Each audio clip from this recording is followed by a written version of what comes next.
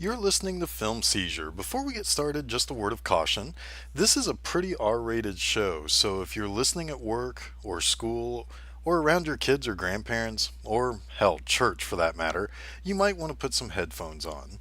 Catch new episodes every other Wednesday on filmseizure.com and follow us on Facebook at Film Seizure and Twitter and Instagram at Film Seizure, all one word. But for now, if you're all set, then let's sit back and enjoy a couple of grade A assholes sit around and talk about movies.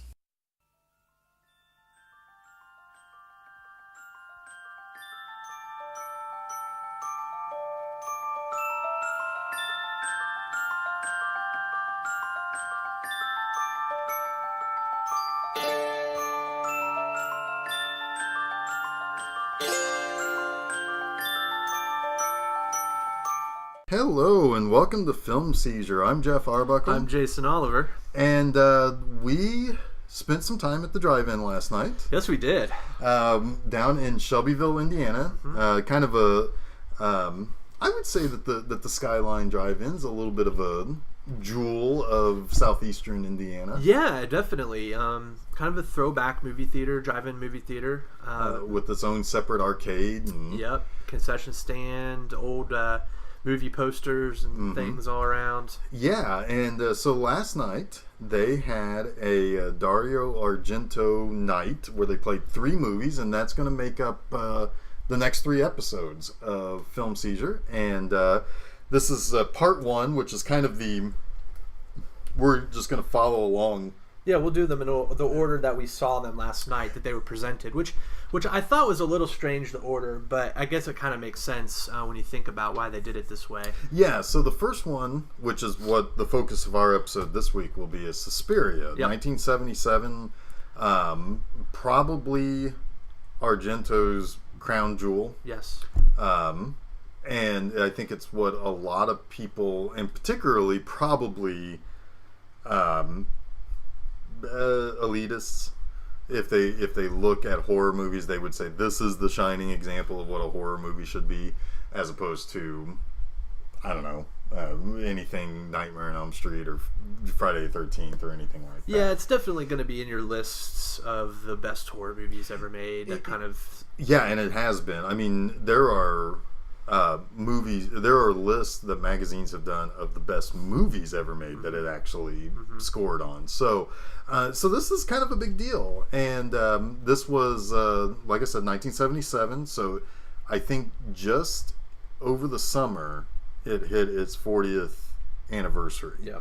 And I think the main reason why they played that first, one, that's what you come to see. I mean, you're coming to see Suspiria if you're seeing any of the movies that they showed last night, and that definitely did play out. Yeah, most of the people who the biggest crowd they had was for the first film, was for Suspiria, and they kind of all trickled out after that. Yeah, and so you come for Suspiria, you stay for Deep Red and the Bird with the Crystal Plumage. Yep. Yeah. So it's so we will start with Suspiria, and this is a really pretty special movie to me for a few reasons, which we'll talk about, which I'm sure I'll go into great detail on here in just a moment. But how did you first get connected to Suspiria anyway? So Argento's kind of a weird one for me, because I've known about Argento for 20 plus years. I know his films. I could probably tell you, a dozen or so movies in his filmography without having seen very many of them at all. I think part of that is we have Geoff and I have a close friend who we used to hang out with a lot, who was very into the Italian horror film genre, very much into it, and he would always talk about Argento films, and I think I saw some with him just kind of like being played in the background. Yeah. But I never really truly, I don't even think, have ever sit down and watched an Argento movie just to kind of watch it, other than maybe recently I watched Phenomenon, and really liked that quite a bit. But But yeah, so it's kind of strange. I know Argento, very familiar with Argento. I could see a lot of the imagery from his films when you mention them. I feel like I've seen Suspiria 1,000 times, when in reality, I think last night was probably the first time I truly kind of gave it my entire attention. Yeah, this is a movie that I think... So Argento, there are a couple of pretty big time Italian horror makers, and the two biggest ones are Dario Argento and Lucio Fulci. And both used different things consistently throughout each of their movies that became an art form in and of itself. Argento was always about, and it was always about structure and about like how characters felt and acted in certain circumstances, and the settings around them, and colors, and he did employ quite a bit of jump scares or things that you would see play out quite heavily in things like Halloween, with a killer that's just kind of hanging out in the background or whatever, or always omnipresent. Fulci, on the other hand, used gore. Yeah. And you can kind of see both directors both having, and you can almost throw in George Romero into that mix of those, because he kind of used a little bit of both for some of his movies. So it's a little bit of a triangle. Yeah. And they are very, very closely, I think, associated. And I mean, Romero and Argento made some projects together. Yeah, they did.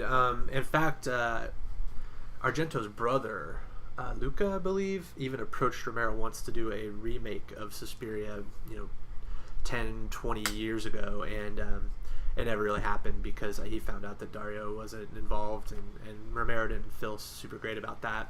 Yeah. So now my connection to this is actually one of the things that I think when I was younger, I had always, and I've said this before, I'll say it many, many times during the course of this series, and through the course of our shows, I would spend a lot of Saturday nights at a friend's house, or he would be staying at my place. And our entertainment was, here's $10 and the video store card. Go get whatever you want to watch. It's a good night. Yeah, it was. And there was no concern about, you came back with some R-rated movies. We actually both of us in our wallets had notes from our moms to hand to the clerk to get the okay to rent an R-rated movie, or to go into an R-rated movie, like a theater. It's like a kid in a Stephen King novel, yes, going to the library and checking out books from the adult section. Yeah, exactly. And so I had always kind of known that I enjoyed the atmosphere of horror movies. Certainly back then, because there is in the 70s, not so much in the 70s, but definitely in the 80s, there was always a closeness that kids, I think, felt with horror movies. And it's kind of that kids in peril thing that that's why Stranger Things is such a popular thing, or why people will always love Goonies. It's the idea of kids in peril. And so a lot of horror movies were attractive to kids because it made us feel like we were in peril a little bit. It's exciting. I mean, it's just an exciting feeling. I feel like a lot of when I see horror movies today, I want to recapture that feeling of being that scared or that excited as a kid watching what I'm seeing. Yeah, and so one of the things that really kind of helped me realize that I had an affinity to the atmosphere of horror came along in the early 90s, and I want to say this only was on maybe 1990 and 1991, or maybe 91, 92. Maybe there was a third year, but this was, so if anybody out there is listening is under the age of, I don't know, 25, there used to be a thing called MTV that meant music television. And it wasn't, Teen Mom Channel, and it wasn't stupid douchebags getting Jersey Shore. Yeah, it wasn't douchebag channel. Smooshing. Yeah, it was an actual channel that kids could watch for hours at a time. It was like listening to the radio. But the very early stages of them venturing away from music, they would have little specials. And Chris, I can't think of his name. He used to write for Premiere Magazine. He was MTV's movie critic back then. Kind of a young guy, and I think that's why he worked for MTV and not for the New York Times or whatever. But Chris, oh god, that's gonna drive me nuts. Is it Sorensen? I don't remember.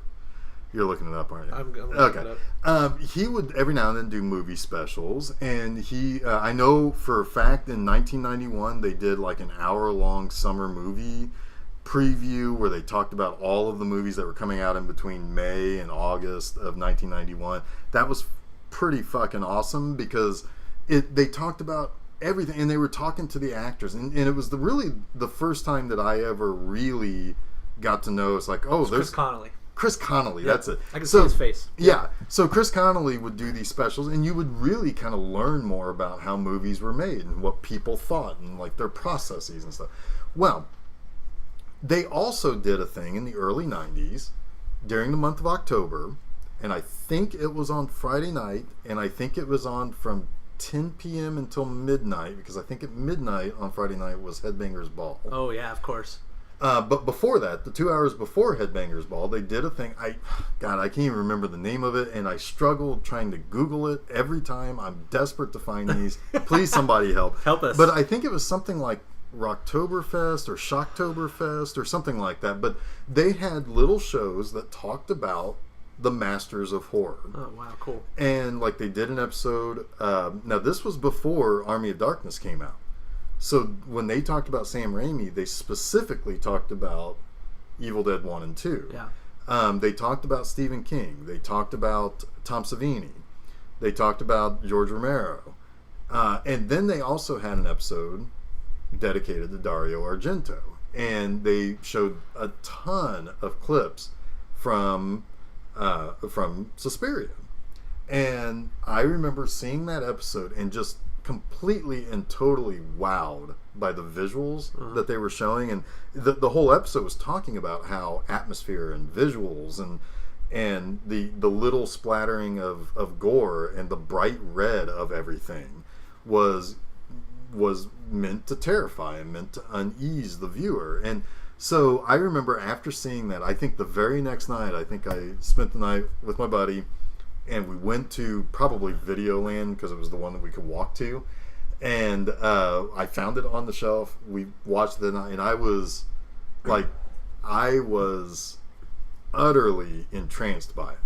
And it is something that there is something in particular at the very, very beginning of the movie that to this day I can picture it so well, and I can still feel the way I felt the first time I ever saw it. It's so the movie starts with a little bit of information about how Suzy Bannion is an American dancer who's coming to Germany to study at this prestigious school, and it even tells you what time she got on the plane at JFK Airport and what time she landed and what airport in Germany it was, and she's walking through the airport. And everything seems normal. Everything's nice and calm, except for creepy goblin music, which we'll talk a lot about that, I'm sure. But she's walking through. She walks through the sliding doors, and she walks into like utter madness of a rainstorm. Yeah. And her scarf flies up and almost looks like two arms like coming out and grabbing her. And I will never forget how I felt the first time I saw it, because I had never seen composition like that. I'd never seen movies made like that, and it completely and totally like floored me. And every time I watch this movie, I'm just staring at the screen, waiting for that scarf to fly up around her, and it is fantastic. That's interesting because I think I had a similar reaction last night to that scene. And even before that happened, the use of the Goblin Score is almost immediate. And she's walking out of the airport, and the camera keeps changing from kind of a two-shot deal where it's sort of POV of her walking towards those sliding doors, and then back at her watching her face and her kind of walking towards the camera. And when the camera's looking at her, there's no score.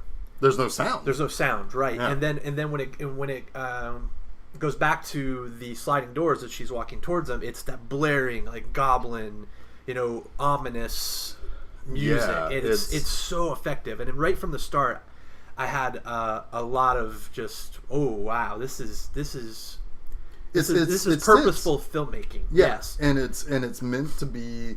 She is entering into a world that, spoiler alert, she has no idea. Yeah. Like how she got there, what she's getting into. Like it's a terrifying experience. It's an experience to watch this movie.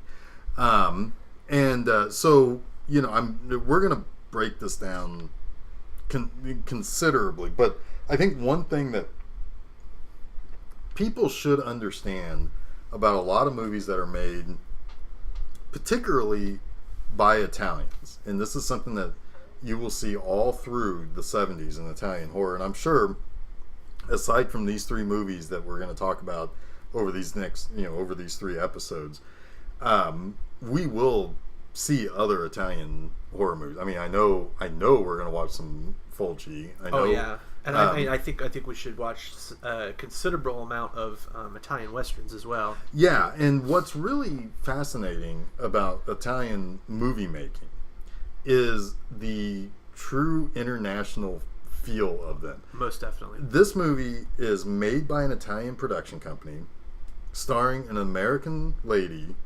co-starring our main antagonist is a British person, and it is set in Germany. Yep. So it's not meant to be set in the United States. Like Fulci's Zombie has scenes that they steal from New York, or they go over there, but they grab some scenes in New York, and it's meant to be an American movie, right? But it's not. It's it is, everything else is filmed in some hellscape in Italy, right? Well, it's like the Italian Western. I mean, it's all shot in Europe, wherever they can find wherever they can find something that resembles a desert, right? Whatever looks like Nevada or something. Right. But it's there. All of these movies that we watch, except for the third one, which I think was almost entirely Italian. Yeah, it was. The next movie that we watched stars a British person. So it is a true international feel that is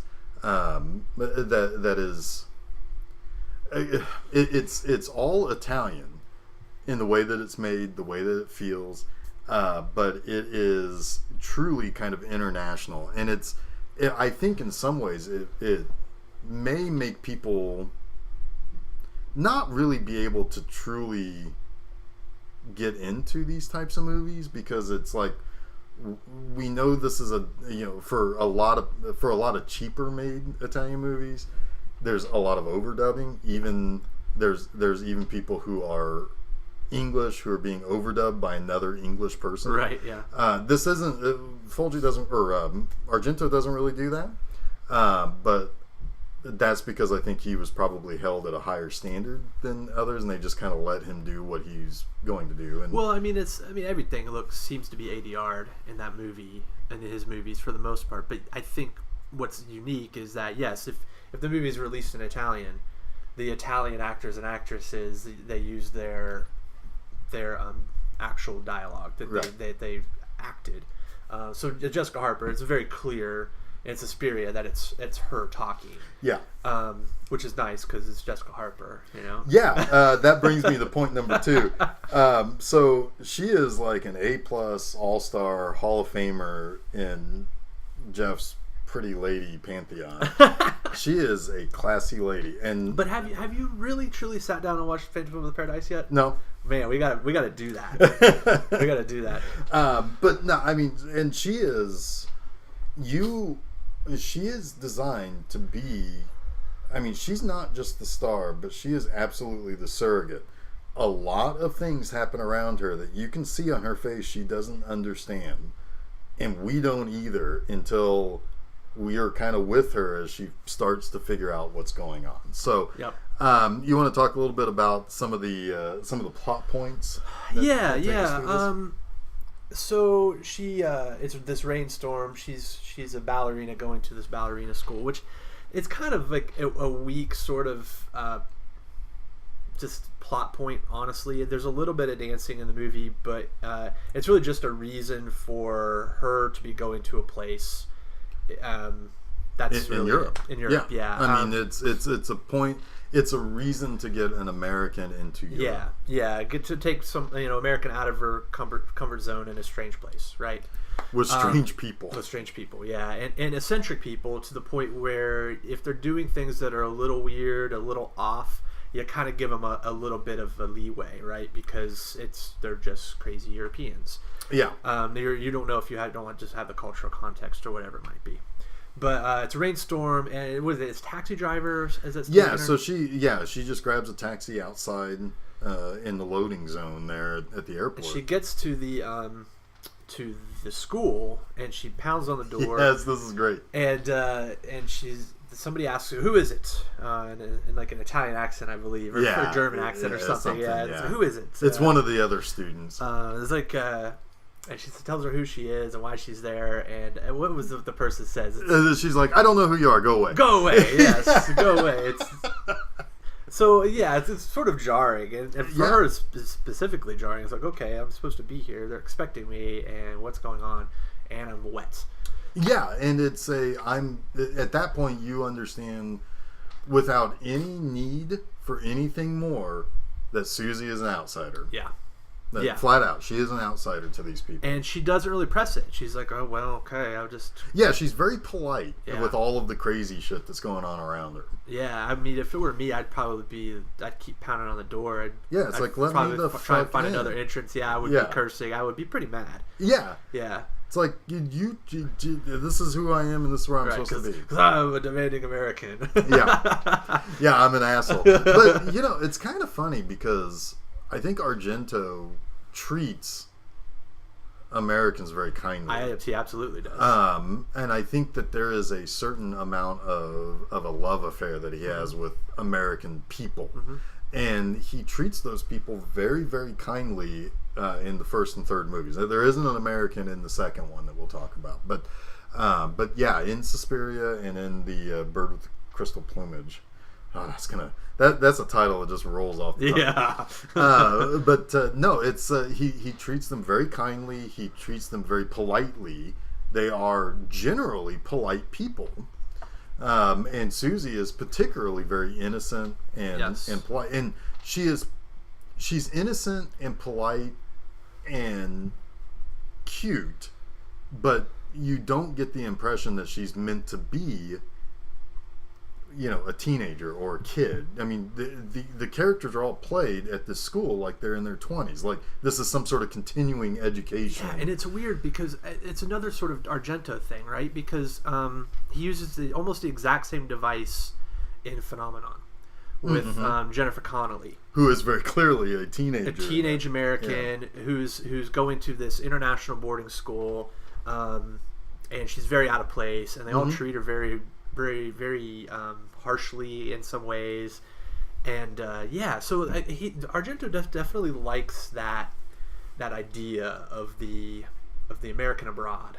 Yeah, and not played like we think an American should be played, as a take charge. I know all of the right answers. Get out of my fucking way. If it weren't for us, you'd all be Nazis. That sort of shit that we see in a lot of movies. And probably if Argento was a Frenchman, would have played that character, but would have had an element of that where the American would have had a cruel element to them. But no, so Suzy is very polite and very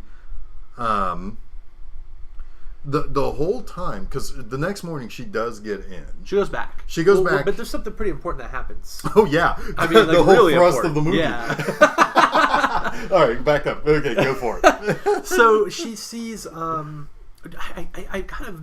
I don't know if it was just I blinked or if it was a juxtaposition of shots, but she sees someone come out of the. She does see as she's some, getting back in the cabin and going away. Sees, she sees somebody coming out and then she run sees away. somebody basically hurrying away from the school the opposite direction that Yeah. she's going to leave the school from. Yeah.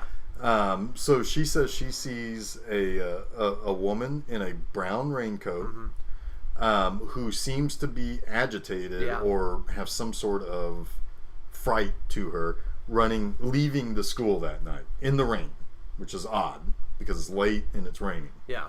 And she says that's about 11 p.m. And she sees her at the door yelling at somebody inside. That's interesting because there's actually a couple mistakes in this movie that I'm going to go ahead and talk about right now. That whole scene just felt very confusing to me in general. Like, what was happening from what angle? And yeah. First of all, the opening dialogue that is spoken about her coming to Germany, going to the school, states that she lands at like 10:40 p.m. or something like that. Yeah. She says later that she was at the door at 11. But the first time that she said that she arrived at the school, she said she was there at 10. That, I think, is just a continuity mistake. I think it just slipped. Yeah. The more major mistake, although I think it's such a minor thing that you actually have to know that it's a mistake. So now you know it's a fucking mistake. Everybody listening. She actually never saw. She was never facing she only saw the girl walk away. Yeah. She keeps saying that she saw the girl say something to somebody inside. Yeah. And that she picked up Which is certain words. Hugely important. It is hugely important, but technically, when the person was speaking inside the door before that girl leaves, or before the girl left, Jessica Harper's character, Suzy, never actually saw her inside the door, only saw her walking away. That, again, is just probably a continuity error. And even though it's actually hugely important if you know that it's a mistake, you kind of give it a pass because it's so important that, okay, maybe she did hear something. Maybe didn't actually see it, but heard it and just assumed that's what it was. You know, like the flashback is assuming what she thinks. I mean, I'm happened. not going to give it a pass because it did confuse me. In fact, it took me out of it to a degree at a very early stage, a very important part in the movie. So it was disappointing for me because I was like, "What's going on?" And now hearing that, it confirmed that yes, indeed, there's an issue there. It kind of bums me out. It may have just simply been a fuck up in editing. Yeah. There may have been meant to be shot a scene where Suzy looks back. You see, I saw a lot of really jarring edits in all three of these movies. And some of that is actually that's just Argento's way of filmmaking in general. I think. Well, I think part of it is like we got to get to the next thing.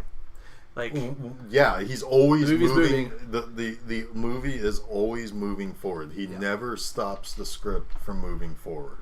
He may change the pace, which we'll talk about next episode. Yeah. But he is always progressing the story. Like, there's another movie of his that I can tell you right now, like, he has a very pretty daughter, Asia Argento. And her first movie he directed, it was called The Church. Yeah. And wait, her first movie. Yeah. Yes. Okay. She was like 14 or 15 at the time, which I was at the time that it came out, and I would have been able to see it. I would have been like 12 or 13. Yeah. If I had seen that when I was 12 or 13, I would have been wrecked. Completely and totally wrecked by her. So there are things about that movie where he cuts around and he jumps from one place, and you know, and it's But he's always moving the story forward. And actually, a lot of what the church reminds me of is Prince of Darkness. Oh yeah. Around the same time, centered in a church where some demonic shit's happening. It's funny you say that because I got a very, very similar vibe from the opening sequence of Suspiria with the music and the sliding doors that I got from the opening sequence of Prince of Darkness, with the use of music and that, and the title screens and everything. Like, yeah, I'm sure you'd have to like knock me dead before I believed that Carpenter wasn't influenced by the film. Absolutely, of Argento. he 100%. That right down to the music that's used. You know, the Goblin, I'm sure, was a huge inspiration for John Carpenter. Oh, absolutely. The score for which you would have heard a little bit of the score as we were starting the episode. You'll hear some more when we close out. And even they were mostly contemporaries too. Also at the same time, like very much so. And they both use a synthesized sound. And the score for Suspiria is not too far off from the Halloween. No, it's really not. So it's and that's contemporary. You know, one was 77, the other one was 78. Yeah. So John Carpenter absolutely knew who Dario Argento was, and the way he uses people's silhouettes. I mean, POV. even so much POV. Silhouettes. I mean, look at there are things from Assault on Precinct 13 that you have to think had some sort of influence from Italian horror films. Oh yeah. And Argento would have been the one he would have known the most. He was the most exportable for the most part, at least over here. Yep. So she sees this girl leave, and she says, which we find out more a little bit later, but what she hears the girl say as she's leaving. And I should say that the girl who's leaving, you do see her talking to one of her classmates and one of her friends at the school, saying, "I'm leaving tonight. I got expelled. I'm out of here. Yeah, peace out. You should probably leave too." I think she basically makes that statement. And so when she's leaving, she's yelling back to her friend that the two words that Suzy hears most clearly is secret and irises. Yeah. And so she keeps kind of pondering on secret and irises. And to me, that's such a fucking cool thing to have in a mysterious kind of plot sense, where you pick up little things. And one of the things that you will hear as a common thing as we talk about these three movies that we watched last night, the passive witness to something that happened. Yeah. And she doesn't know that secret and irises means anything. And by the way, it means a ton later. Yep. But she doesn't know it for 90 minutes. For almost the entire rest for of the almost the entire movie. Yeah. She doesn't know what the hell secret and irises means until she does. And when she does, everything kind of collapses into place, and that last piece of the puzzle's there. Yeah. And she figures out what's really going on. And that's good storytelling. I mean, you may have fucked up on the delivery of that a little bit with her not actually seeing the person say that, or really shouldn't have heard her say that. But having a piece like that you keep pondering on, and it's whenever you hear like little phrases like that, there's a creepiness to that, because what ends up happening is the girl is about to leave the school, or is trying to leave the school, and she gets stalked by what she first sees is just a cloth, I think, on a clothesline blowing in the wind in the storm. Yeah. Which, by the way, that clothes-line's not drying anything that night because it's raining. No.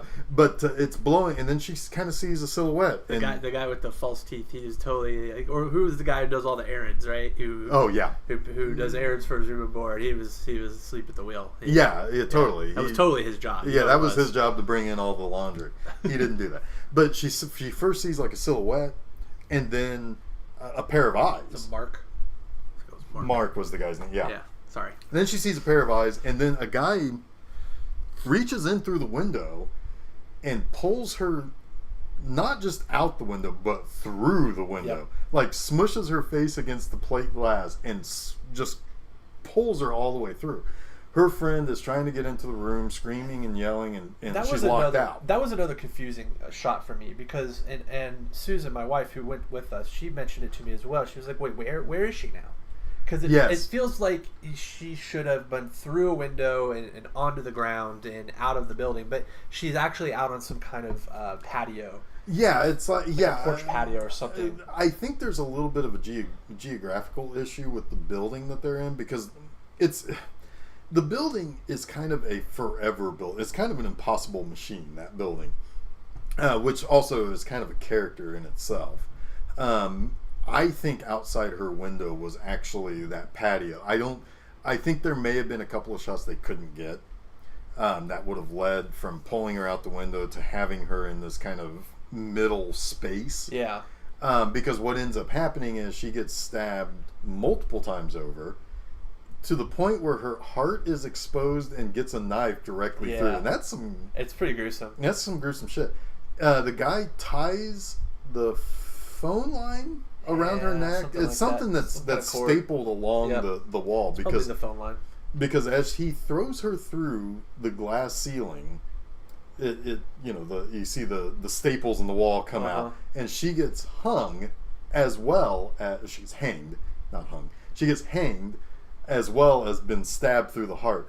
That's just kind of... And it's right in front of her friend, too. Who also dies because shards of glass falls through her skull and through her chest. Yeah. So two girls are dead. It's a hell of an opening kill. Yes, because it is long and drawn out. It's scary. And it's tense. There's something here to talk about, I think, with motif, with Argento.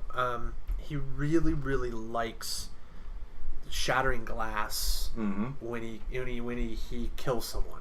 Yes. Like, I mean, all three movies last night had it. Phenomenon has it. I'm sure others have it. It's something about that visual.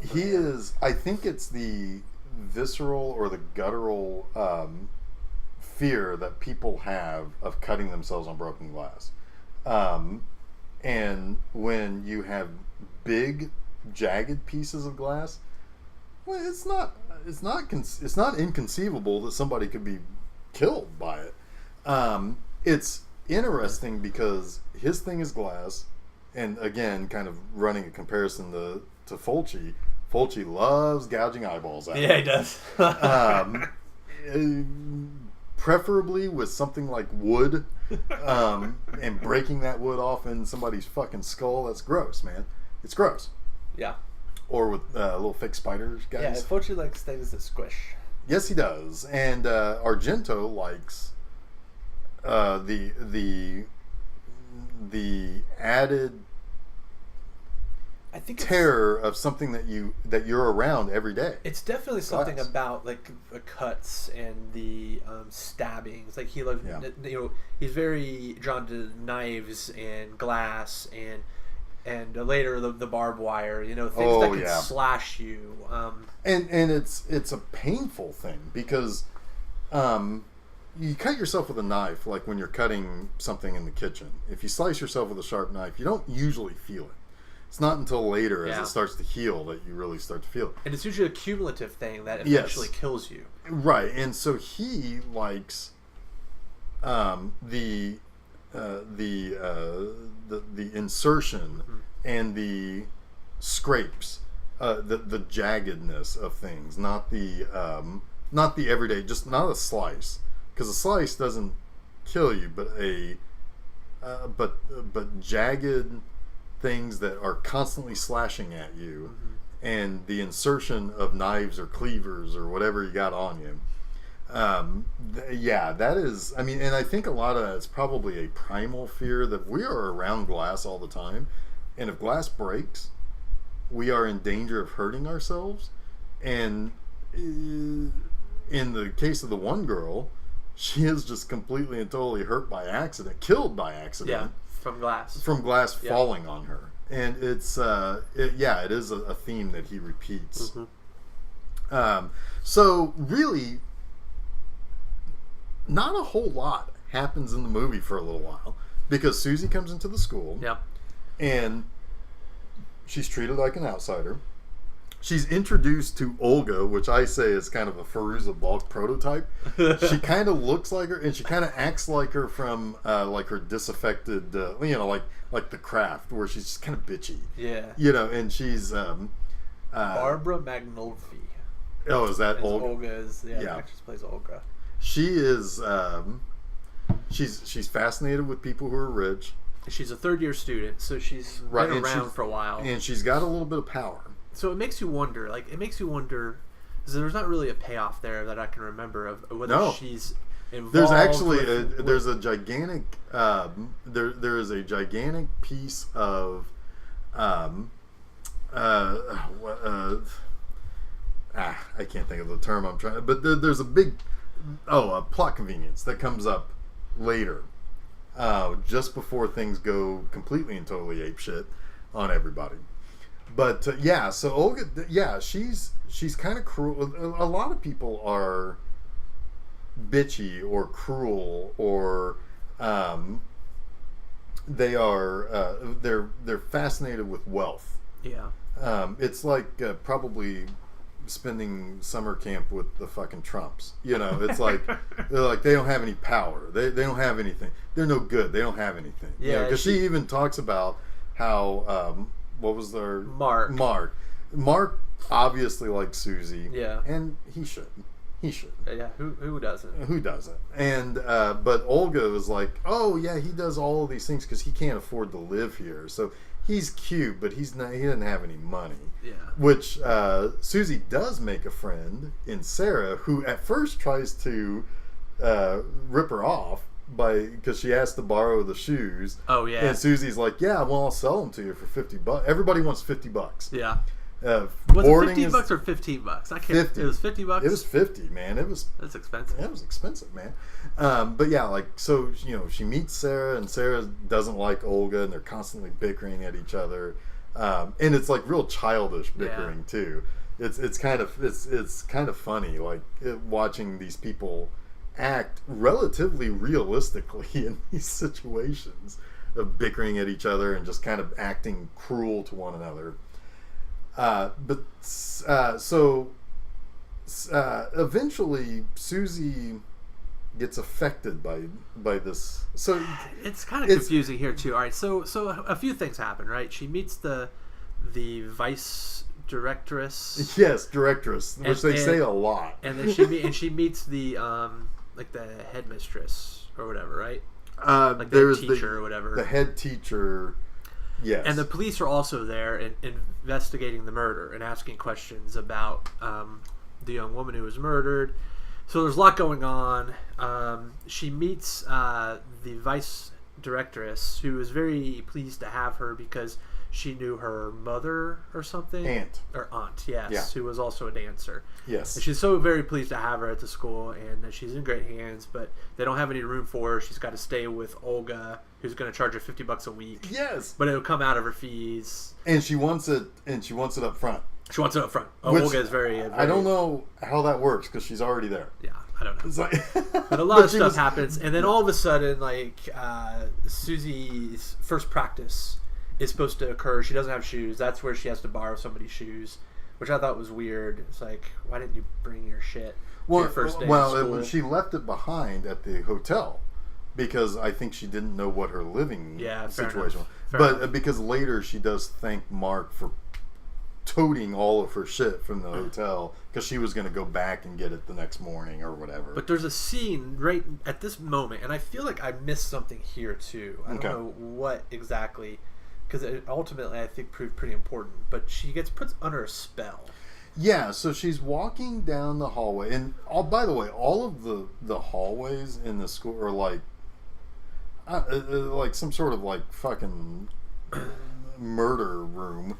I mean, in it's Technicolor. Yeah, it's like super bright, like reds and blues and greens. Primarily. Yeah, really, really interesting doors and architecture and and lights behind doors and things like that. Glass windows with light and It almost looks like a comic book. Yeah, Wouldn't be terribly surprised if Argento's, it was inspired by brightly colored horror comics. Because I think you can see a lot of things that like Creepshow also did, which was totally, you know, based on those kind of shock value of brightening up colors and stuff like that. But anyway, so she's walking the hallways, this super fucking scary red hallway, which is almost entirely lighting. I mean, the walls are red, but the red light is like just terrifying. She's walking down the hallways and she sees this this really beefy, ugly Eastern European lady who is like a cook, and she's doing something with a knife. And there's this creepy little Village of the Damned fucker that's always around too, and he is the main teacher's nephew. Look out for any blonde young German kid with those little German schoolboy outfits with a doily around her neck. Yeah. You know that kid is no good. Or he's an awesome guitarist. Wait, oh yeah, because AC/DC? Yeah. He never wore the doily though. I think but the doily is what makes you truly evil. Yeah. But so the lady is cutting up something for dinner, and she uses the knife. It almost looks like she's like trying to like hypnotize for Suzy or something, reflecting light off but of it or something. it's like, in a way, the knife thing almost looks ornamental. It doesn't even look like she should have it, being that she's just the cook. But she signs the law, and it makes Suzy ill. Yeah. The next day, she goes back for school, and she's like, got her own stuff. She's got all of her, everything, and she's begging not to practice because she doesn't feel right. She feels weak and like all of her energy's drained. See, this is the point of where I almost want to like ruin the ending, because it's hard to talk about these things that happened without the context of what you ultimately know is going to happen. Well, because I feel like there's this strange sort of like, what's the game plan here? So in retrospect, all the things that happen, like, why do they happen? Well, that's an interesting question, because the answer to that is that there is no point to the story, really. There is no reason why people pick on Suzy, and that plays into the later, because she is actually targeted, but why, you never know. Yeah. Other than she gets too close to some facts, which isn't quite enough, because they're already messing with her now, and she doesn't know anything. Yeah. And why? So it almost makes you think, okay, so did they just do this to all the new girls? Is this like a way of initiating? I don't think so. I just don't think there's actually a purpose for a lot of things. This is a story that doesn't really have a story. It doesn't really have a plot. There's things that happen, but it's really built around the idea that at this point, you literally don't know what's up with this weirdo place that has stairwell. There's a really cool thing in the main hallway of the school. There are two stairways that go away from each other in a diagonal shape. I want to know where those stairways go to, because I'm sure it's frightening. It's like a fucking haunted house. It's like everything is everything is perfectly square or rectangular or cube or what, but it feels like it's that shunted, like, spooky house, like everything is at an angle, as opposed to being, but it's not. It's weird. I don't know, but no. So really, the whole movie is there to kind of make you as the viewer feel like you're just utterly isolated. You're completely broken off from everything, and but then just thing after thing just starts to happen. Yes, so she gets sick, she passes out. Right. And she's got blood coming out of her. She passes out while she's dancing, mind you. Yes. So it's all fucked up. She's being forced to dance. She's being forced to dance. Yeah. While in retrospect, this person knows why she feels bad. Yeah, but she's just fucking with her. So she's just fucking with her. So she dances till she collapses, and blood is running out of her nose and her mouth. And she gets put in bed. Doctor comes. Yeah, this doctor is the worst doctor in the world. Oh, he's totally an old Noxy doctor. Yeah, I mean, he's like telling her that she shouldn't eat protein. It's like he But said that's how you have energy. He said to stick to bland foods, no fruit. Yet drink a glass of wine because every it helps night with the blood anemia. Which maybe I could buy that. I don't know. Yeah, but wine's I'm no fruit. doctor. God damn it! But wine is fruit, right? But so what ends up happening though, as she sticks to her wine regimen and her bland, hardly any foods, right? She feels a little more awkward. But as we find out, I think the wine is a little doctored. Wine is definitely because she keeps falling almost out of step with everything else going on around her, because her friend Sarah knows that something's not quite right at the school, and so she keeps saying, don't trust anything. I know some stuff. And Sarah keeps talking like she's seen too many episodes of Dateline NBC. Oh, fuck yeah. I mean, she believes in chemtrails and shit. Turning the freaking frogs gay. Yeah. And but turns out she's not quite wrong. But you can also kind of really relate to Suzy here, because she's in a strange place. She's being drugged and she doesn't know it. She's kind of in and out of reality. She's like, this is the only person who's nice to her. The only person. And she's a complete raving Stark. Yeah. Stark raving mad. So she's her only friend. So she kind of indulges her a little bit. Yeah, and she actually helps her figure some things out, because one of the most memorable scenes. So Suzy starts to feel a little bit better at first. And so she's kind of sitting there and she's having a good night and everything's fun.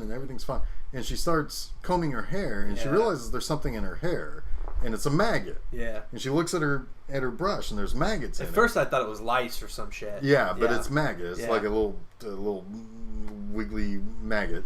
And she looks up at the ceiling, and the ceiling's just loaded with maggots. Maggots everywhere. And it's falling down into all of the rooms. It's not just her that's being affected. Everybody's being affected. The headmistress or the head teacher lady goes up into the attic and finds a box of rotten meat. Yeah. Which I think this is one thing that we talked about last night. Yeah, this I don't know.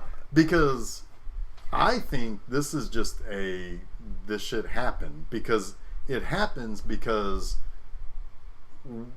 this kind of helps get Suzy in line with Sarah and understanding what's going on and all of the weird shit that's at the school, because what ends up happening is the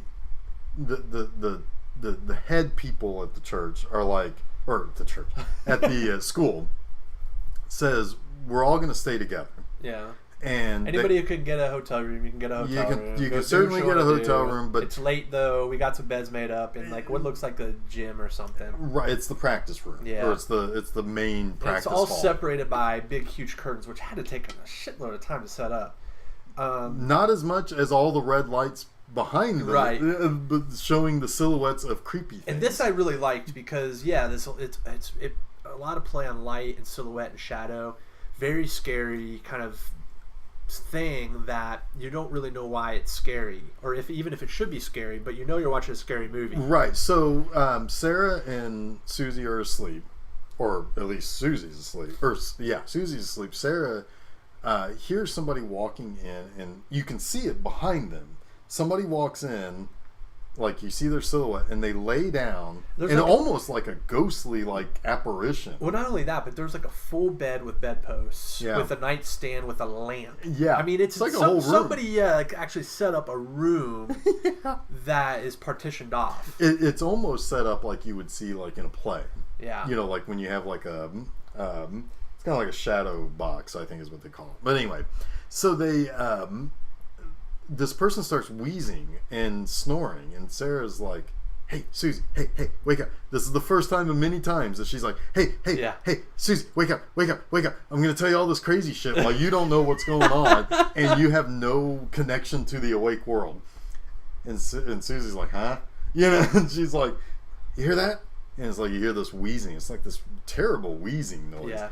And she's like, that's the head directress, the head honcho. Right. It's like, and she keeps talking about how she hears this every now and then, and she'll hear people walking down the hallway, and she always tries to figure out what it is, but she never actually does anything to try to figure out what it is. Yeah, and it's weird too because she talks about it like it's this great mystery, but she never really does anything herself. She has notes, and that it's also so important yet at the same time, and it's strange.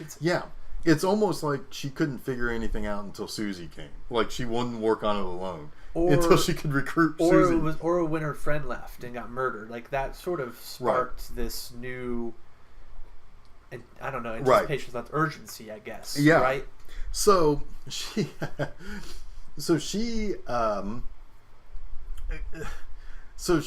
tells, and she's like, "Where do you think it's coming from?" Well, we all know it's coming from right behind. Fucking behind her, yeah. And even Suzy's like, "Hey, you hear that?" And this is where you get the idea that Suzy's really good at perceiving things, which I think also leads to the next round of her not feeling right, and things kind of starting to devolve a little bit for her. But she hears, and she's like, she listens, and she's like, "Oh no, that's behind us." And neither one of them turn around, which makes it even that much more terrifying, because you can obviously see there's a silhouette of a person behind them laying down, you know. They forgot to put their Zebra in. Right. Right. And so... Get a Zebra! So she's like, "Oh no, that's behind us." You know, it's like, "Are you sure that's the director's?" And it's like, yeah. So they just go back to sleep. It's like, okay. And then the next morning, is it Sarah? Sarah's her name? Yeah, the friend. Yeah. She asks the vice directress if the directress was in town, right? If she was there in the room last night, and she says no, she's away on business. She'll won't be back till next week or something. Right. And so she thought, well, that's weird because I hear that all the time, and her friend says that's the directress. Again, like, why hide all this stuff? It feels very it's so yeah. There. Okay, so. Stop poking holes in an otherwise fantastic movie.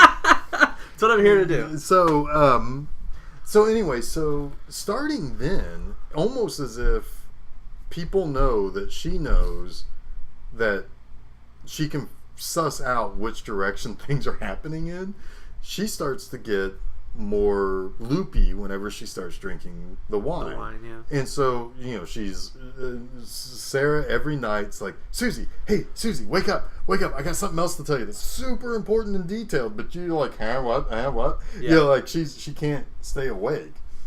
But this is kind of like the last night that we see Sarah, right? It's getting pretty close, because one of the things that happens is that she says, "Do you hear these footsteps that are happening outside?" And Suzy, kind of in a fugue state, is like, "That's going the wrong direction." Like I think she says the door to the exits to the left, and the doors footsteps going to the right. Or something. And Sarah's like, "Ooh!" And she pulls out her little kooky journal where she writes down her kooky notes.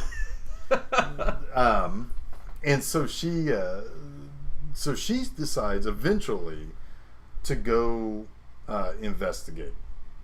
And she finds she goes up into the attic. First, the best shot of the whole movie, in my opinion, I think is happens right before that. Oh, okay. Like when Sarah leaves Suzy's room to do this investigation, there's a shot that it pulls back from Suzy's bed. Yeah, and you're like basically a super high angle. And it comes back at almost, I don't know, maybe a 45-degree angle, and then comes up.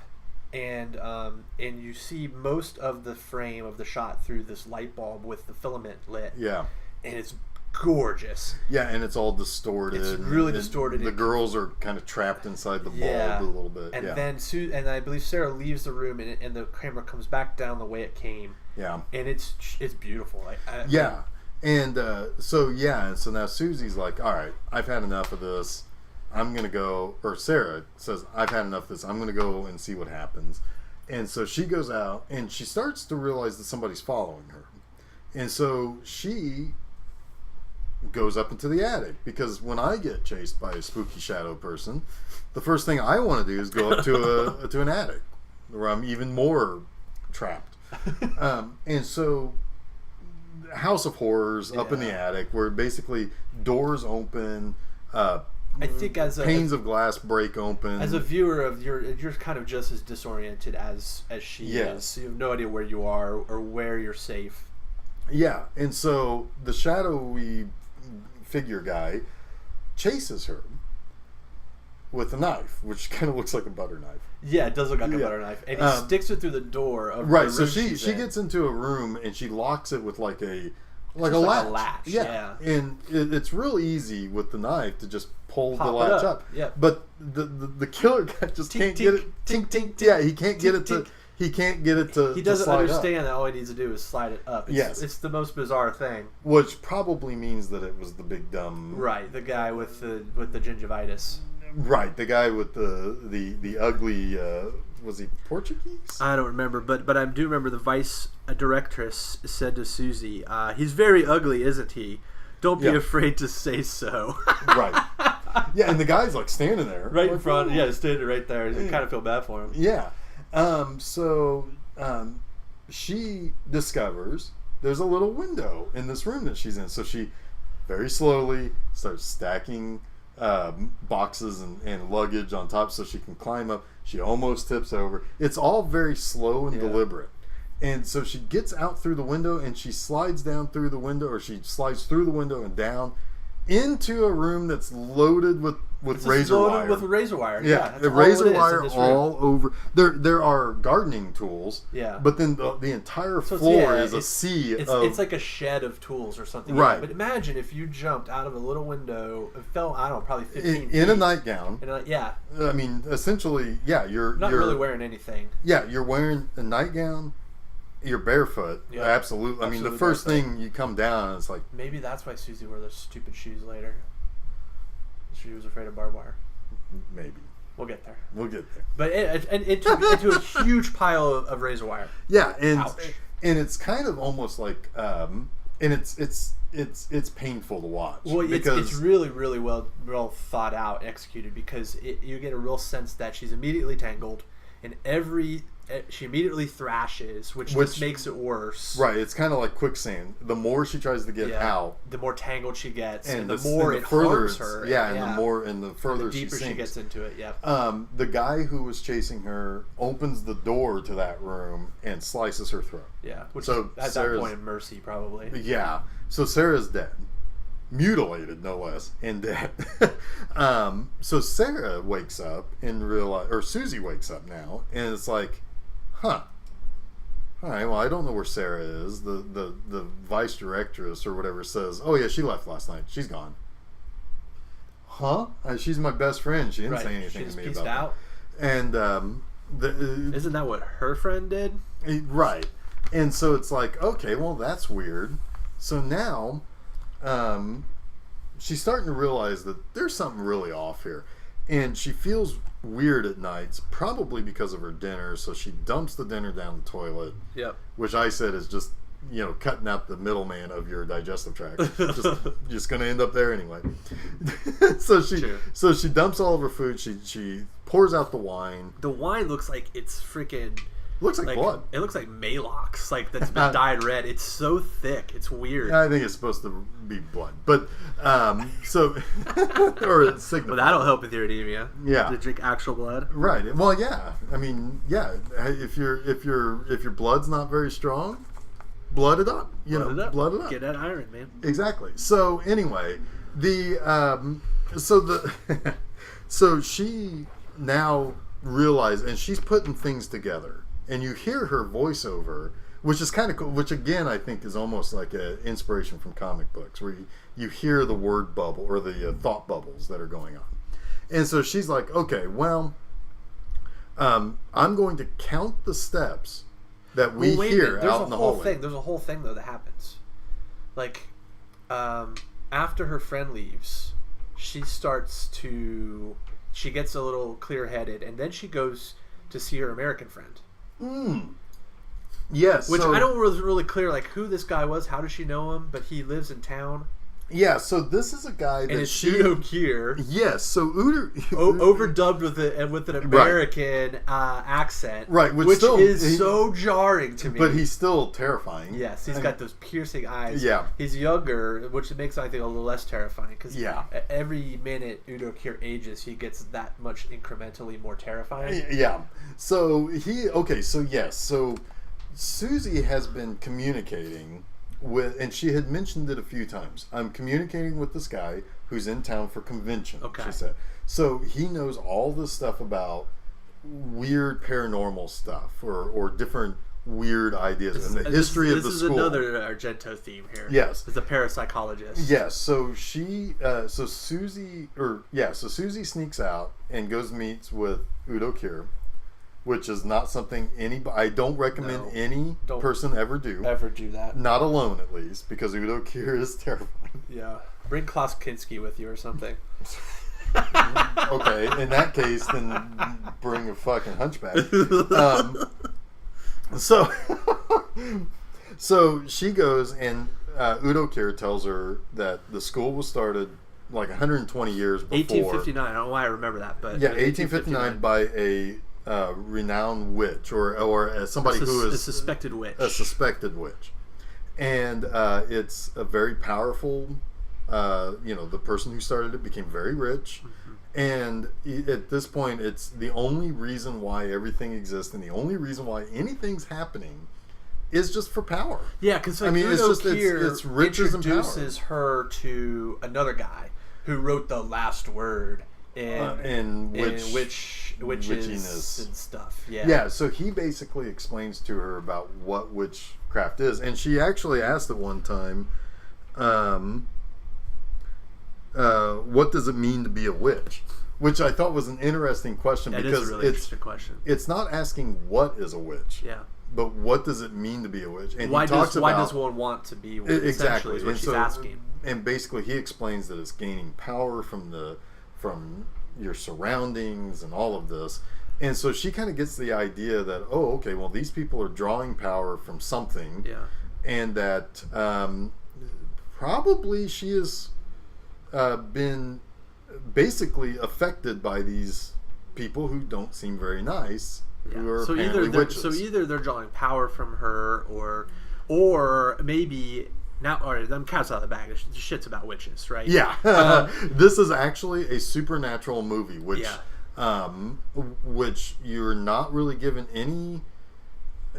You don't know that it's going to be supernatural until the third act. Yeah. It's like boom, supernatural.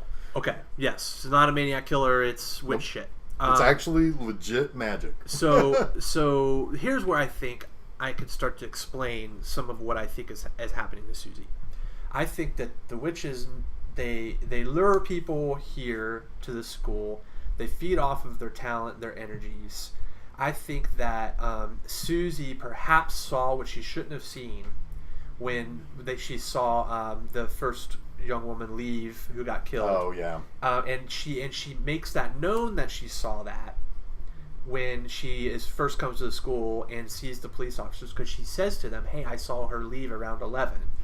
So that immediately gets the witches concerned that she's a witness, which is also a very big thing in Argento films. The killer knowing who might be able to identify him or her. Yeah, So they start to kind of fuck with her.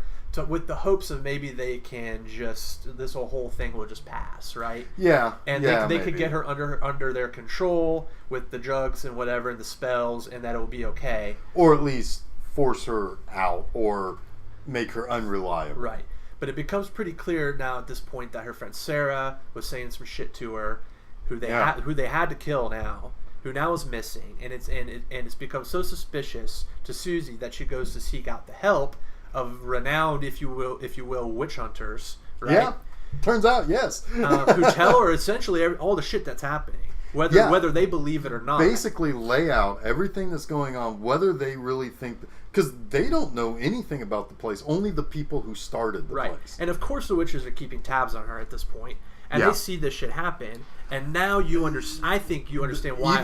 Even the way that scene where she's talking to the old witch hunter guy is shot with looking at their reflections It's all distorted. It's like a distorted reality. Yeah. Yeah. So at this point, I think when we get to our third act and shit really hits the fan, I can understand why. All right, everything else we've tried is fucking sucked. I don't care. I don't care if I really liked her aunt's dancing. She's got to go. She's got. Yeah, and I think that's probably got to be. That's probably. Yeah, I mean that's probably a thing there where it's like I don't know. The assumption is people come to the school and actually get something out of it, right? And they actually just come and go. Like it doesn't seem like Olga's affected in any way, right? And she is so self-absorbed that she probably doesn't even think about things. She's been there for 3 on. years. Yeah, so she probably doesn't even know anything that's going on. She's been so focused on herself and on. She's got an apartment in town. She goes and she dances. Right. So, so now Suzy realizes, okay, well, this is worth looking into. Say what? This is worth looking into. There's some spooky shit. There's now. some stuff that based on what I know about what Sarah had said, and Sarah, she keeps trying to find Sarah, but spoiler alert, she finds out what happened to Sarah. Oh yeah. So she realizes, okay, so it's like we know that they go in one direction down the hallway. Mm-hmm. We know it's X number of steps that we hear, and we know where it stops. And this is actually very good detective work here because she actually legitimately is counting her steps and realizes the steps stop because she walked into a room that has carpet. Yeah. And so, all of these things. Now, I know you have an issue with the way she's sneaking around. There's actually one thing I didn't think of that is really interesting to me because she gets back to the school and everybody's gone.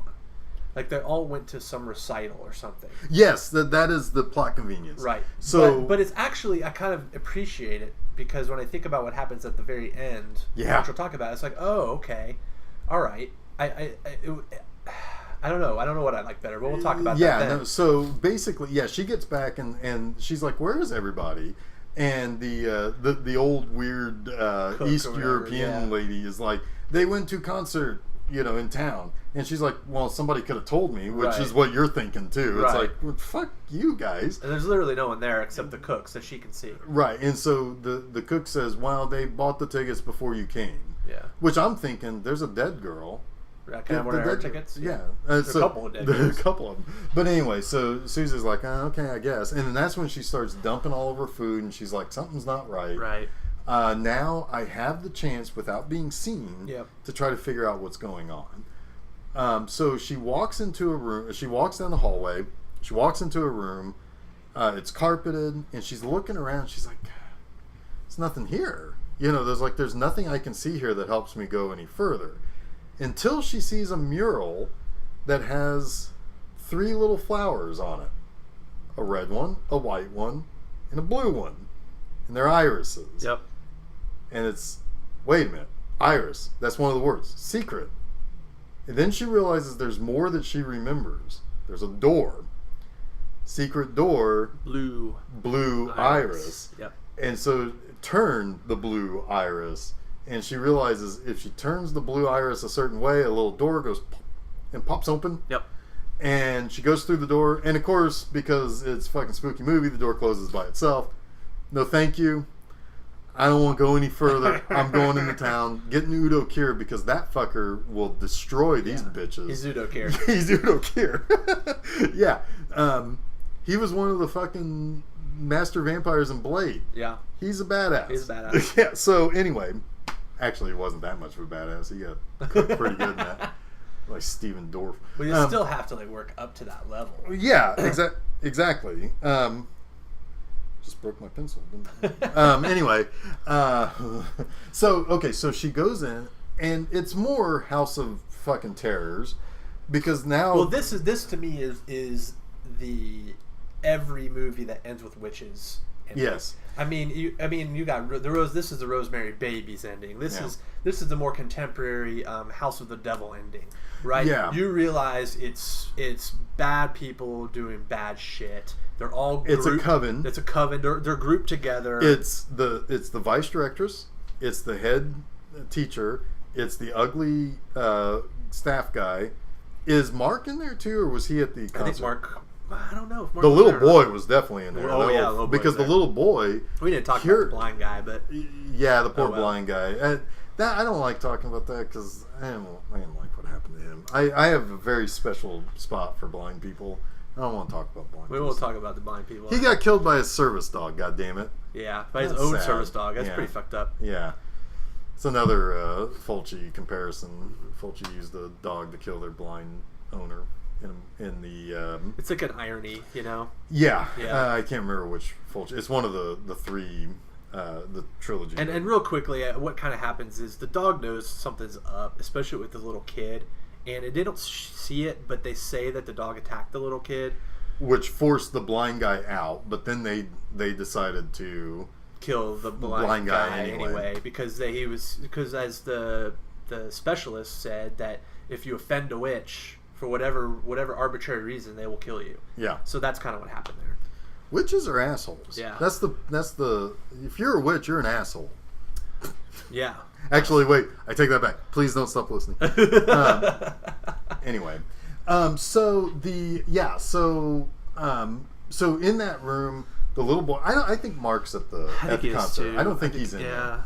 But the little kid hears Jessica Harper in that little hallway because she overhears the vice director say, "Suzy must die, must die. And she gasps. The American girl must die. Yeah. Oh, and she takes power from Suzy, and she gets sick, and she moans or something. Like she's like, "Oh," and the little boy hears that, and he tugs on the ugly guy's sleeve and sends the ugly guy out into the hallway for her. And so she ducks into this room, which is the directress's room. Yeah. And she's a really super spooky, fucking old 150-year-old witch lady who has spooky fingernails, Yeah. spooky voice, everything. This is classic horror film too. Yes, like it is. 100%. Your main protagonist just finds himself in the same room with the big bad monster. Yes. Right? Whether it's the head vampire or Dracula or the mummy or Right. the wicked witch. You know, it's like this sort of happenstance of confrontation. Yes, and so she arms herself, and the witch is like, "Hey, you think you can kill me with that thing?" She goes invisible, so now Suzy doesn't know where she's at. The door flies open, and her dead fucking friend Sarah comes like into the room. She even kind of quips the witch quips something living about dead, that living- you'll meet her again. Yeah. You know, as the living dead or something like that. And she comes in with all of her scars and her fucked up throat and everything. It's like, ah! And then Suzy like freaks out at first, but then realizes she can see a little bit of an outline of the directress, stabs her through the throat, Yeah. which makes her friend disappear. Yeah. So Sarah really wasn't there. I think it was just a trick. Yeah. And it kills the main witch, which also causes the building to start to self-destruct. Yeah, everything just starts to explode here. And when she runs out into the hallway, she looks back into the room where the coven is, and they're all holding their throats like they're all tied to her, like a vampire almost. Yeah, yeah. And they're all dying from the thing through their throat. I hope especially that creepy little blonde kid. Yeah, I mean, he's terrible. He's terrible. So she runs outside, and the place just erupts in flames. Yeah. And she just walks away Flames smiling. out the windows. She walks away, and that's it, man. That's it. It's You have like- been watching Suspiria. Yeah. So the plot convenience of she didn't kill anybody else because they were all gone, right. and she Yeah, saved everybody. which is what I totally didn't think about at the end. I was thinking, oh my god, did everybody die? Was everybody in on it? But then I realized, oh no, they all went to a concert. Yeah, Like they're all staying in everybody town who wasn't tonight. a witch essentially wasn't there. Yeah, everybody Yeah. who was a witch perished. Yeah. And Suzy saved the world basically, or Yeah. saved the day, Saved the like, town, or at least saved herself. Yeah. But yeah, so like, yeah, bummer, your school's burned down, everybody. But hey, no more witches. Yay me. No more witches. Yeah, and it's interesting that this movie has kind of three phases. It starts off as kind of a what's going on, kind of a psychological terror. Then it becomes a detective story trying to figure out her and Sarah trying to figure out what's going on to them and around them. And then then it becomes a straight up horror movie where you've got the monster and you got to kill the monster. That's what kind of Argento's MO though. Yeah, he seems to kind of have a three, kind of a three. Well, it's a 3-act structure, but the acts each have their own specific. Yeah, some bad stuff happens. Somebody sees something that pertains to it. The second act is investigation of said violent act. Yeah. And the third act is confrontation with the killer and resolution. Yeah. And now the other 2 movies that we'll talk about in the next 2 episodes actually do have a plot. This movie doesn't really. This one almost seems like a stream of consciousness. You're kind of caught up in the insanity of everything. It's better for it too. It is, because it could have bogged down. It would have lost certain things. The other 2 movies really are more giallo-like. Yeah. This is a supernatural horror movie where you are connected to the lead character and you are affected like the lead character. And in that way, a plot doesn't really match this type of atmospheric horror, and it's it does feel like Argento sort of started to bring more supernatural elements into his films as he went. So like because the church is definitely a demon. The bird with the crystal plumage is very much a Argento channeling Hitchcock. Yeah. Right, and then by the time you get to Deep Red, it got a little bit of supernatural, a taste of supernatural, a taste of it, but not really much, and it doesn't really inform the plot at all. Right. And then by the time you're getting into like Suspiria and later Phenomenon, I mean it's heavily supernatural. Yes, and but I mean this movie, there will never be a time that I will not love to watch this movie. Like, if somebody says, "Hey, you want to come over and watch Suspiria?" I'm like, "Fuck yeah, tell me when." That's beautiful. I mean, it's incredibly well crafted, and it still gives me the same feelings every time I watch it. It is a movie entirely about living in the main character's POV. Even if you're in the third person view, you're still in a POV situation. It's all about how the color affects the way your brain works, because you see those stark reds or you see a glowing red from behind. That is terrifying, and you are incredibly isolated, and that is another Argento thing where he traps you and isolates you, and you don't even know if you can trust what you've seen in the movie. How many times in the other 2 movies did we say, "Oh, it's this," and it's not that, because we don't know. We can only assume only what the lead character knows, and we've been isolated to that person. And then marrying the images and the what happens with the music and the score by Goblin is just, I mean, it's a perfect score. And the funny thing is that's something that would never fly here in America. That stark. Everything is stark in this movie. Everything is stark. The characterizations are stark. I mean, the colors are stark. The just the blasting of the theme or of the score is stark, and it happens at specific times. And it's almost monotonous to the point where it's unsettling. Yeah, it's meant to kind of drive you nuts, but it's so stark and it's so overbearing and it's so over the top. There's no way any Hollywood studio would ever allow that type of music into their movie. We'll see what they do with the remake, right? Well, it's not Hollywood. I know. Well, that's true. That's like an international production. Yeah, it's got American people in it. It has Hollywood actresses, like big ones. Yeah. So we'll see. But fitting ones, I think. Yeah. But Dakota Johnson throws me off. I'm assuming she's going to be like the. She's the main. That. She's Suzy. Are you sure? Because I would think Chloe that would be Chloe Moretz. No, I think she's Sarah. Sarah. Yeah, or at least the. It seemed like there's an age difference there. It didn't matter. The ages in this movie didn't really matter. I think it'd be interesting to watch it and see. I mean, 40 years later. Yeah, I mean, is it going to be a shot-for-shot remake? Is it going to try to give a little bit of fix to some of the problems, some of the holes that are in the? I don't know. It would be the director who is directing. I don't know much about. I don't know what his visual style is like, but I can't imagine it will have that same flair. It may have a different flair. Yeah. That's all I can really expect is that it will be a slightly, if it has any flair, it will be, or if there's a varying flair, it will be unique to that director. But it would almost seem to me that you almost have to have a horror, and maybe this guy is a horror director in Italy. I mean, I don't know, but it seems like. Well, we'll have to do an epilogue to this episode when it comes out. Maybe do like a 20, 30 minutes on it when it comes out, just to kind of talk about that, because I think it's interesting that I think it's coming out next year. It's so in proximity to when I've really truly given the original my full attention. Yeah, it'll be, I think, for me, fascinating just to kind of see the comparison. Yeah, and then I think fascinating for you when you have a very, very I have a very deep connection. Yes, yeah. You're very tethered to this movie in a lot of ways. So yeah, they have a different perspective, I think, coming at a remake. Yeah, I don't know. And what would you? I mean, this was the first time you really came out. I know you had some issues.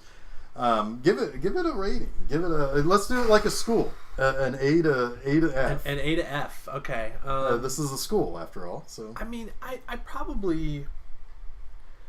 It's kind of hard because I want to rate this on a lot of different factors, right? I mean, I feel like from just a camera direction and art direction standpoint, I mean, it's an A+. I mean, it is just really well done. Story wise, and plot, it's sort of there just to serve, I think, the sensory elements of the film. So from that standpoint, I'd come at it with probably like a B. And then music and atmosphere is like an A+. I mean, so if I were going to give it an overall grade, I mean, it's easily an A. Yeah. Yeah, I mean, I would have to say it's definitely an A. I will reserve an A+ for very few movies, but this is definitely a top end of an A. Like, whatever the highest percentage point an A can get before it becomes an A+, that's what I would give it. Because I don't think about the story because it is an experience. Yeah. I can't tell you everything that happened that led into me being frightened by something that just happened. Yeah. Because there isn't a story to all those times. So, but the experience is real, and the experience of what's happening in this movie becomes palpable and it becomes real to me. So, just flat out, it is absolutely an A. It is not for everyone, I would say. I mean, I would not feel comfortable at all telling a 13-year-old who just saw Happy Death Day to go watch this movie, because it is paced differently. I mean, it's paced to things that we're used to. Yeah. But newer audiences, they want those jump scares. They want things jumping out at them. And they want to have that immediate release of fright and then laugh and then leave feeling good. I don't always watch this movie and then feel good afterwards, because it's like I would almost feel more. It's almost a relief more than anything. I would almost feel more comfortable giving this to like a 13-year-old than I would a 18-year-old. I don't trust anybody under the age of 30. Well, here's the I don't know. Because they don't trust anybody. This is a bit of a tangent, but I feel like you see this movie in your late teens or 20s today, that you're right. Your brain is so formed to a specific type of formula. Now there's obviously exceptions. I know Sure. I know that there's lots of. I have a cousin who's super into film and the history of film and the true auteurs and why they make the choices they do, and he's really cool. He's going back and like watching everything by Kubrick and everything by and how old is he? the French New Wave masters. He's like 20. Oh yeah, that was about the time that I went. Yeah, that I me saw. too. Yeah. And so I almost feel like with a movie like this, it'd almost be better to give it to a 13-year-old like you, like a kid. Yeah, because I was 13 when I was who hasn't really been truly. Well, I think though that if you look at it from the perspective of your cousin, he is he's formulating ideas based on things that he's learned and picked. And so, I mean, I don't know. Maybe there's an in between phase, like a 15-year-old is like, get the fuck out of here. I'm just kind of like talking bullshit here anyway. But I'm just trying to think, because I guess what it is more of like a lament that I didn't have the same experience with this film that you did. Yeah. Like this isn't in my category of films that scared the shit out of me, or that I was disturbed by, and I kind of would want that for someone else. Yeah, I mean, I think that, I mean, it comes down to pacing. I mean, like, if somebody is patient with something, I mean, this movie is not a long sit, and it doesn't feel long. I think we've talked about it longer than its runtime. Pretty close. But no, I don't know. It's a solid movie, and people who care about structure and about why things are done the way they are would really appreciate this movie. I think I had the extra bonus help because of this thing that may or may not have existed that was on MTV one Friday night. Told me that there's a point to color, there's a point to composition, and there's a point to why things work when even very, very few movies can get away with having no real plot. So why did this work? Well, it worked because everything else makes it realistic and an experience. So, yeah, I don't know. I mean, if you're a little bit more mature, you're a little bit more patient with movies, watch it. Check it out. I think it's pretty awesome. Yeah, so, I agree. Gets an A from me. A grade. Yay. 5 stars. So I think next episode we're going to look at Deep Red, which came out a couple years before Suspiria. So stick around, look for that episode in, I believe, 2 weeks. 2 weeks, and in the in-between time, we'll have stuff on the website that is filmseizure.com. And you can follow us on Facebook, Twitter, Instagram. You can find all the links to those good things in the on the website. And check us out. Tell us your thoughts. Start a conversation. Whatever you like. Tell us why we're right, why we're wrong, why we're dumb, why we're maybe sometimes funny. Yeah. Well, if you think we're wrong, you are stupid. Alienating our audience. Yes, that's what I want to do. We start with 0. We might get a few listeners, and then we'll slowly alienate you all. Yeah, we will. We start with 0. We end with 0. We're the best. We're consistent at the very least. So anyway, thank you for listening, and check us out in a couple of weeks when we talk about Deep Red. Deep Red. Thanks, guys.